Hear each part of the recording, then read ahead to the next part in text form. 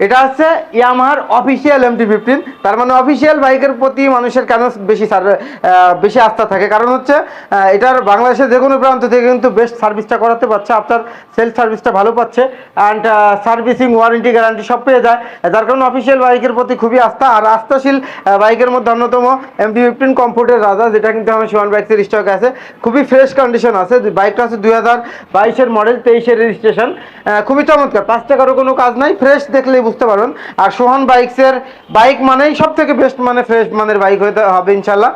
তো 10,000 something use করা হয়েছে, যাই ইউজ করা হয়েছে বাইকের কন্ডিশন খুবই ভালো আছে, সাউন্ড থেকে শুরু করে ইচ অ্যান্ড এভরিথিং।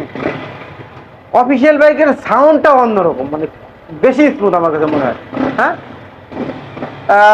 সো 3,40,000 টাকায় খুবই ফ্রেশ একটা MT-15, এখন তা আবার ব্লু কালার, যেটা কিন্তু খুব একটা এখন পাওয়া যায় না। সো আসতে হবে কোথায়? সোহান বাইকসে।